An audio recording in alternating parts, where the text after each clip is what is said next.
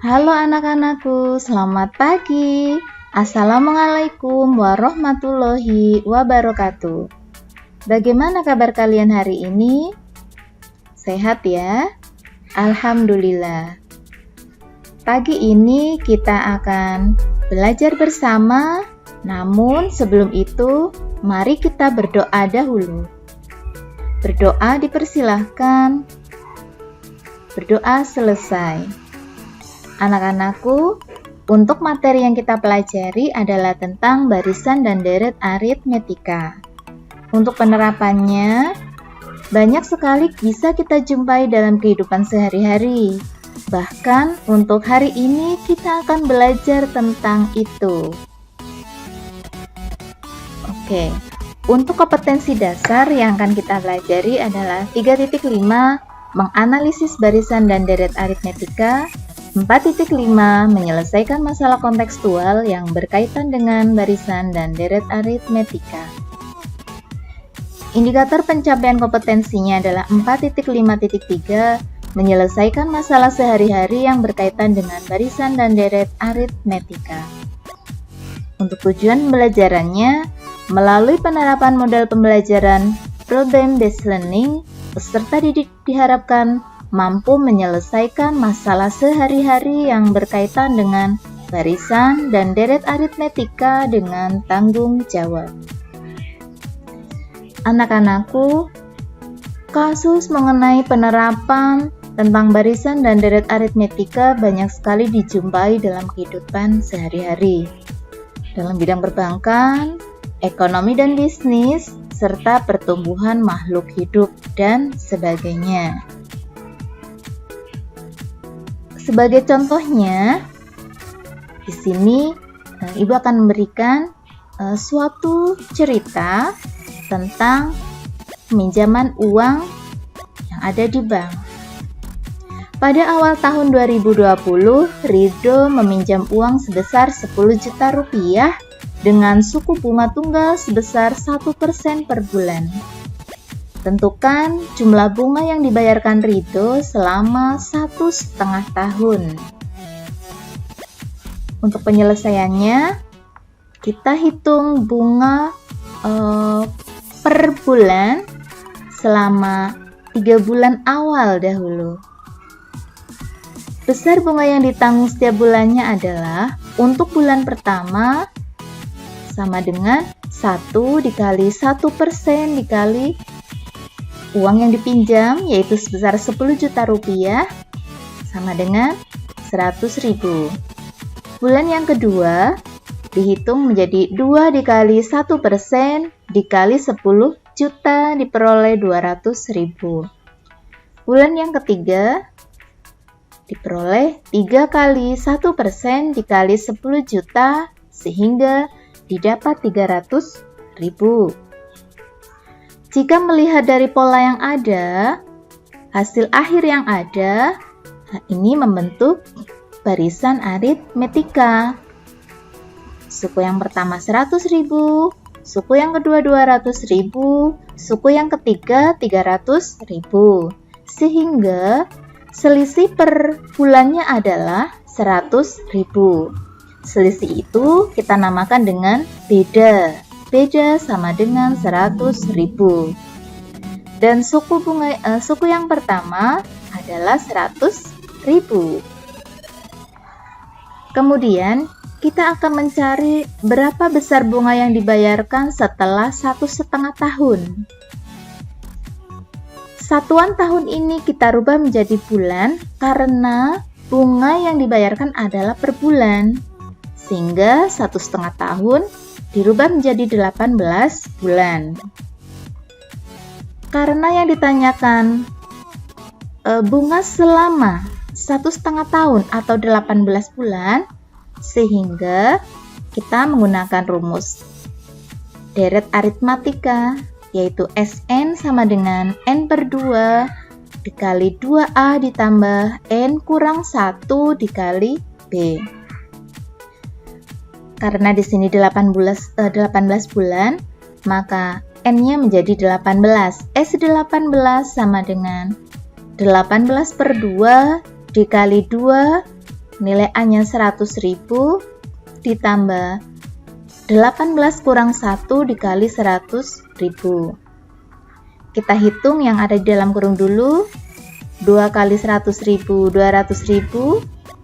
Oh, ini yang di depan juga belum. 18 dibagi 2 itu 9. Kemudian 18 dikurangi 1 itu 17. Kita kalikan dengan 100.000 sehingga diperoleh 1.700.000. Kita jumlahkan dengan 200.000 menjadi 1.900.000. Dikalikan dengan 9 sehingga hasil akhirnya adalah 17.100.000. Jadi, jumlah bunga yang dibayarkan oleh Ridho selama 1,5 tahun adalah Rp17.100.000. Anak-anakku, kita masuk ke contoh yang kedua supaya lebih memahami tentang penerapan barisan dan deret aritmetika dalam kehidupan sehari-hari.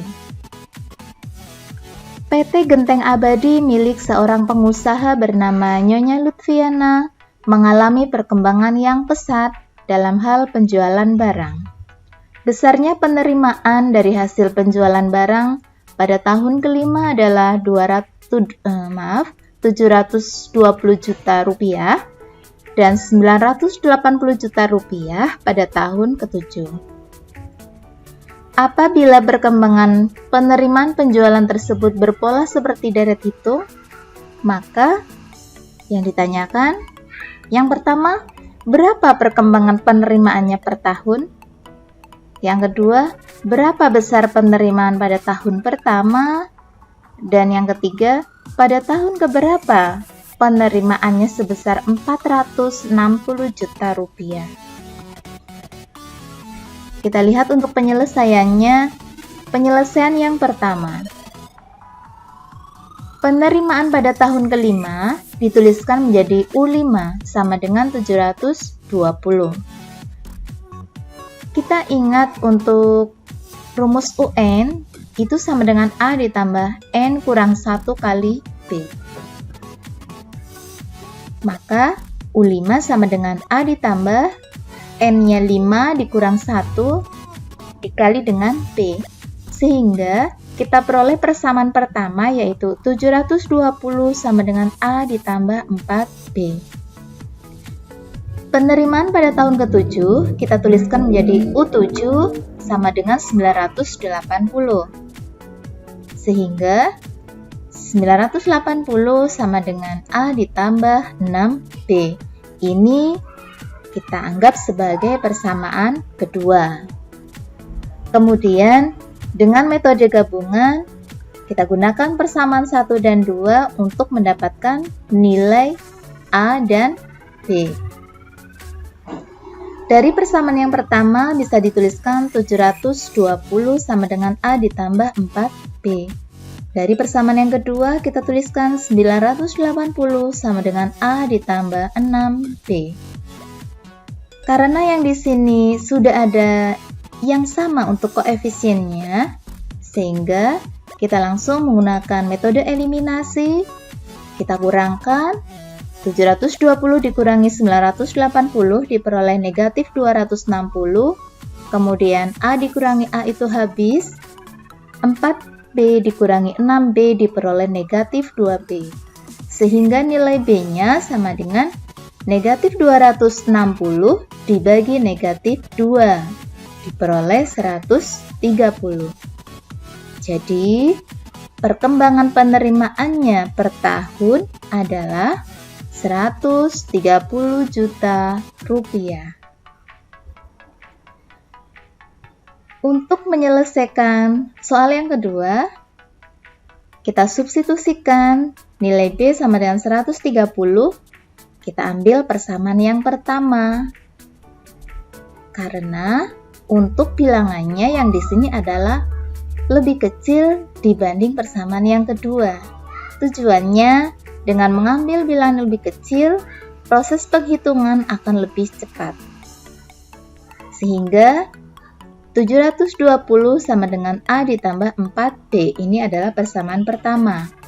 Kita substitusikan B sama dengan 130, sehingga menjadi, kita kalikan 4 dengan 130, diperoleh 520, sehingga nilai A sama dengan 720 dikurangi 520.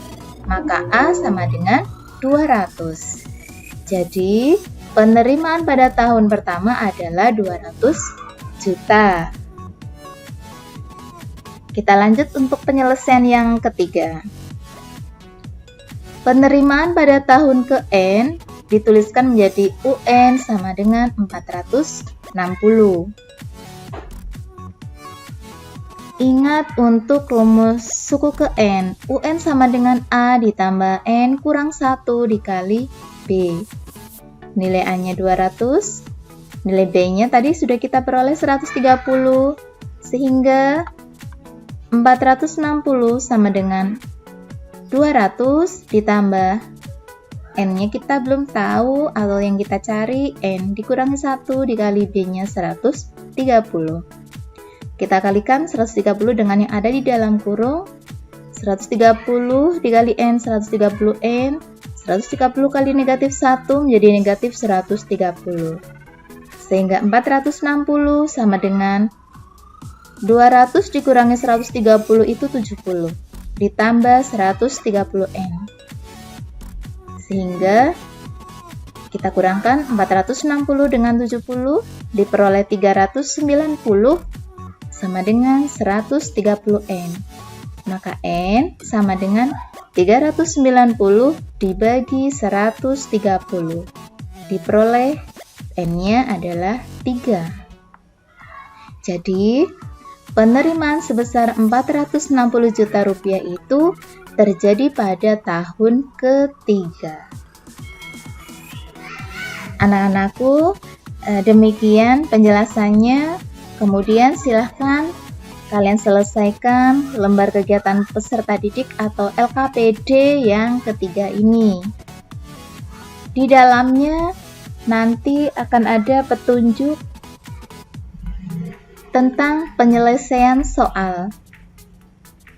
Kemudian untuk LKPD nanti Ibu share di grup WhatsApp dan silahkan dikerjakan bersama kelompoknya masing-masing.